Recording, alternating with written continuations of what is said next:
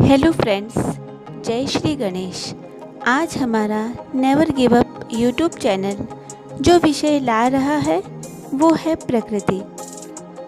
प्रकृति क्या है? What is nature? वाओ! जब हम प्रकृति के बारे में सोचते हैं तो मन प्रफुल्लित हो जाता है। एकांत में जब हम प्रकृति के बारे में सोचते हैं तो हमारा मन उत्साह से भर जाता है, हम गुड फील करते हैं। प्रकृति एक प्राकृतिक पर्यावरण है जो हमारे चारों ओर हमारे आसपास है। प्रकृति हमारी सदैव रक्षा करती है। यदि आज हम सुरक्षित हैं तो उसकी वजह है प्रकृति जो हमें हर नुकसान से बचाती है। हमारा शरीर 5 तत्वों से बना होता है: पृथ्वी, आकाश, वायु, जल और अग्नि। यही वो 5 तत्व है। पृथ्वी, आकाश, वायु, जल और अग्नि जैसे प्रकृति के बिना हमारा इस धरती पर रहना संभव नहीं है। आज के इस दौर में हर किसी के पास प्रकृति का आनंद उठाने का समय नहीं होता। ना तो हम स्वयं प्रकृति का आनंद उठाते हैं, ना ही अपनों को इसका आनंद उठाने देते हैं। हम अपने पारिवारिक जिम्मेदारियों के चलते प्रकृति की खूबसूरती का आनंद लेना भूल ही चुके हैं, क्योंकि वर्तमान समय में इंसान अपनी रोजमर्रा की दौड़ भाग में इतना व्यस्त हो गया है कि वो अपने आप को भूल ही चुका है। जबकि स्वयं का ख्याल रखना और प्रकृति के समीप रहना यह स्वयं मानव मात्र के हाथ में है। हमारी आंखें हर पल सुंदरता देखना चाहती हैं, लेकिन हमारी आंखों पर इस आधुनिक जीवन जीने का चकाचौंध भरा पर्दा पड़ा है, जिसके कारण हम अपने आसपास प्रकृति द्वारा बिखेरी हुई सुंदरता को देख ही नहीं पाते। हरे भरे पेड़ पौधे, आकाश में उड़ते हुए पक्षी, बरसता हुआ पानी, ये सभी प्रकृति का ही तो रूप है। सूर्योदय का सुबह के साथ कितना सुंदर दृश्य दिखाई देता है। जब चिड़ियों के गाने की आवाज़ आती है, नदी तालाब की आवाज़ आती है तो कितना अच्छा लगता है। मानव जाति और प्रकृति के बीच काफी गहरा संबंध है। प्रकृति का महत्व एवं मानव मात्र का प्रकृति के प्रति प्रेम भारतीय सिनेमा ने अपने प्रारंभिक काल से ही समझ लिया था।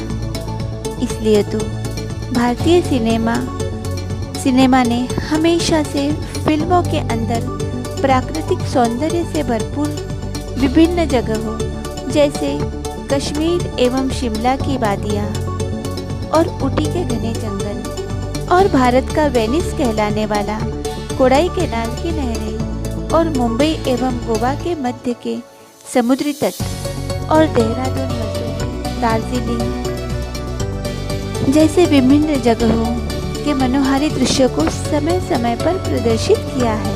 पर्यावरण में वायु प्रदूषण की मात्रा दिन प्रतिदिन बढ़ रही है। इस कारण तितलियों को शुद्ध ऑक्सीजन पर्याप्त मात्रा में नहीं मिल पा रही है। वनों की अनियंत्रित अंधाधुंध कटाई के कारण पशु पक्षियों के साथ साथ तितलियों को भी अपना अस्तित्व बनाए रखने में घोर संघर्ष करना पड़ रहा है। इसलिए आजकल तितलियां हमें नजर ही नहीं आती। इसलिए हमें समय समय पर ट्री प्लांटेशन यानी वृक्षारोपण करना चाहिए। और इस वक्त वृक्षारोपण के लिए अनुकूल मौसम वर्षा ऋतु भी चल रही है। बिल्कुल सही है, रेनी सीजन में ट्री प्लांटेशन का मजा ही कुछ और है। किसी रेल यात्रा के दौरान जब हमारी ट्रेन वीरान उजाड़ क्षेत्र से गुजरती है तो मन बड़ा असहज अशांत सा रहता है।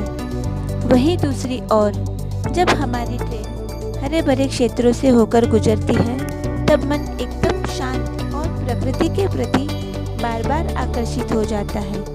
विगत लगभग 15-18 महीनों से पूरे विश्व के साथ हमारा भारत देश भी कोविड-19 जैसी घातक महामारी से लड़ रहा है। इस दौरान हमने देखा सीमेंट कंक्रीट के जंगल अर्थात हमारे शहरों में ऑक्सीजन की कमी के कारण कई शहरों में स्थितियां बेकाबू सी हो गई थी।